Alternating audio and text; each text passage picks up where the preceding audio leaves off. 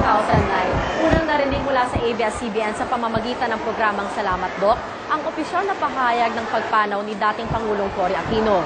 Kamusta na nga ba ang mga naiwan ng dating Pangulo? At ano ang mga iniwang alaala at aral ng dating lider sa kanyang mga anak tungkol sa kanyang naging karamdaman?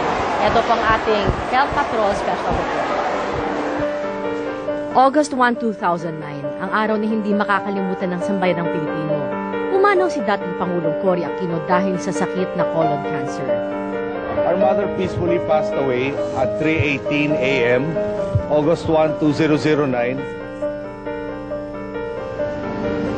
Isa't kalahating taon bago noon, inanunsyo ng bunsong anak na si Chris ang tunay na kalagayan ni President Cory. Kasama ang mga Pilipino sa pagdarasal sa kanyang paggaling. Pero sa bawat hakbang na mga gamutan at mga bagong pag-asa laban sa sakit, ang kanyang buong pamilya ang naging lakas ni Tita Cory. Sinamahan ko siya sa bawat chemotherapy niya. Maganda na yung pareho ng pinanggagalingan namin. At saka inisip ko talaga gusto niyang mas maging madali para sa amin yung nangyari. Natanggap niya kaagad, hindi niya kinwestiyon, bakit naman ako nagka-cancer? Sumailalim si dating President Cory sa laparoscopic surgery para tanggalin ang mga cancer cells. Nag-chemotherapy din siya at ang huling medical procedure ay ang selective internal chemotherapy. Nilapatan din siya ng gamot para sa pain management para maibsan ang matinding sakit na dala ng kanyang karamdaman. Ngunit ang di malilimutan ng panganay na si Bolsie, sa gitna ng karamdaman ng ina, kapakanan pa rin ng pamilya ang kanyang iniisip. Pagka meron nagkakasakit sa pamilya, di ba, parang nagugulo yung buhay. That was one reason kung ba't ayaw ng mom na umalis pa, na magpatingin pa siya sa ibang bansa. Hindi rin naman namin papayagan na hindi lahat kami sasama. Parang we'd all want to be with her para makausap din yung mga doktor. Eh, ang hirap nga. Sabi niya, kung gano'n, nakita ko yung mga ibang pamilya na may nagkasakit, na masyadong gumawa yung buhay. She made it easier for us. Sa mga huling buwan ng sakit ni President Cory, tila naging roller coaster ang kondisyon ng kanyang sakit. Sa huli, taimtim na panalangin ang hiningi ng pamilya Aquino para malampasan ni Tita Cory ang sakit na nararamdaman dahil sa stage 4 na colon cancer. My prayer was, sana makasama pa namin siya. So, dear Lord, kung ako 1 year, anything over that will be a bonus. And He gave us more than that.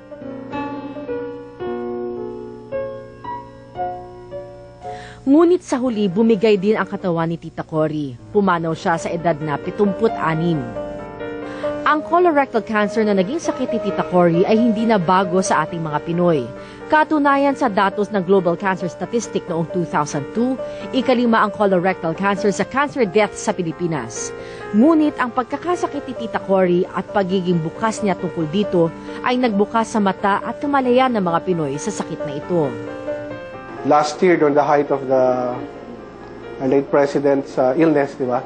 Maraming media hype about colon cancer. And sa totoo lang, marami nagpatingin and they were really afraid, no? Ng mga symptoms sila. Ang colon cancer ay isang sakit na maaaring maiwasan. Ang pagkain ng mataas sa fiber, pag-iwas sa fatty foods, at pagkonsumo ng antioxidant ay makatutulong para makaiwas dito. Ang colonoscopy ay rekomendado sa edad 70 pataas upang matukoy ang mga sintomas ng colon cancer. Pero kung nasa pamilya na ang kahit anong uri ng sakit na cancer, mas mainam na maging doble maingat.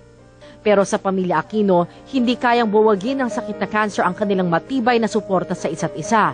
Anumang pagsubok ay kayang-kaya basta't may suporta ang bawat miyembro ng pamilya. Kung ano naman ang padala sa'yo ng ating Panginoon, maski gano'ng kabigat yon, bibigyan ka rin niya ng graces, ng courage, na mabuhay pa yung iba. But it's always for the best, I believe. Kasi at the time he finally took mom, I think we were all ready. Paniwala ko talagang masaya na siya kung saan siya ngayon.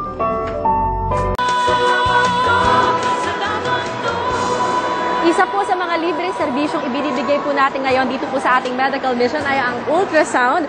para sa mga buntis. Tamang-tamo po ito para malaman kung may tibok ng puso si baby at kung nakaposisyon. At kasama po natin si Doc Sharon na nagsimula po siyang volunteer isang episode tapos naulit na naulit. Ito na ho ang kanyang advocacy. Hi, Doc. Yes, good morning. Bakit naman? Anong feeling na ito nakakatulong po kayo sa Kasi mga nanay? marami sa kanilang walang access sa obstetrician gynecology. So, malaking tulong sa atin na nakikita yung baby nila by ultrasound. Na kung healthy naman, kung nasa position. Thank you very much, Doc. Huwag po sana kayong magsasawa. Maraming salamat, Nay. At ngayon naman po, ay kapiling rin po natin ang mga taga-Filipinay. Sila naman po ay mga nag-advocate, nagtuturo tungkol sa family planning. Good morning, Aldred. Magandang umaga, Bernadette. Hello. Ano naman ang ating binabahagi sa ating mga kapamilya tungkol sa family planning? Well, ang Pilipinay ay ang bagong kampanya ng DKT Philippines na naglalayo na higit pang mapalakas ang promotion ng reproductive health, particularly ang family planning. Ang Pilipinay ay sumasalamin sa iba't ibang mukha ng bawat Pilipina, single man o may asawa. Higit sa lahat yung bawat inay sa komunidad na may pangangailangan sa family planning o may practice ang tamang fertility management. Higit sa lahat, yung modern contraception tulad ng pills, injectable, IUD at condom. Ay maraming salamat sa inyong pagtulong at tamang-tama naman, ikukwento po sa atin ni Ms. Zenaida de Jesus, siya po ang barangay midwife, ang sitwasyon naman dito sa kanilang lugar. Balita ko, bata pa lamang daw, ay marami daw teenager pa lamang ay nabubuntis na. Opo, kasi 13 years old, nag-aasawa na. Ano naman po yung ginagawa po ng inyong barangay para naman ho maturuan ang mga kabataan, ang ating komunidad para ho sa pagpaplano ng pamilya? Nagbibigay po kami ng mother's class, yung RPM na tinatawag, nagle-lecture tungkol sa family planning. Kumusta naman po yung pagtanggap ng community? Okay naman po. Tinatanggap, ay nag-ano naman sila, pa-family planning naman, kaya lang talagang malaki ang population, kaya talagang dumadami yung mga bata. Pero tamang-tama ho, Miss Seni, dahil ang Pilipinay po ay may handog po para sa inyo ngayong umaga. Yes. Sige ho. Yan, mga pagtulong dito para ho sa inyong advokasya. Para hindi na dumami yung mga bata. Population management po yan. Maraming salamat po. Magbabalik pa rin po ang salamat, Doc. Huwag po kayong bibitiyo. Thank you.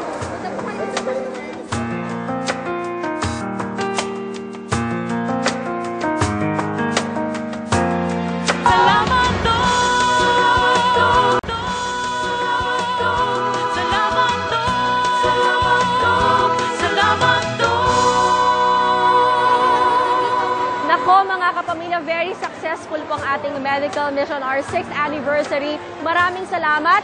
Mga 2,000 po daw ng mga pasyente ating pong na-servicean today. At dahil po yan sa tulong ng ating pang mga volunteers, kanina rin po ay namahagi po kami ng mga greaseless liniment, mga Bibles at school supplies. Thank you very much. At maraming salamat rin siyempre kay Dr. Dina Carlos sa kanya mga ibinahaging impormasyon. Mga kapamilya, huwag po kayong magsasawa. Maraming salamat po sa inyong pagsubaybay sa ating programa. At syempre, ako po muli ang inyong lingkod, Bernadette Sebrano Aguinaldo. Maaya paaba at ingat po kayo.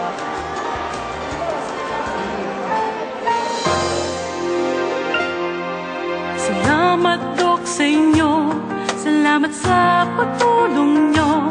Pag-aalaga ay tapat at totoo. Maayos na kalusugan, buong hangat kanino man. Sa bawat Pilipino'y kayo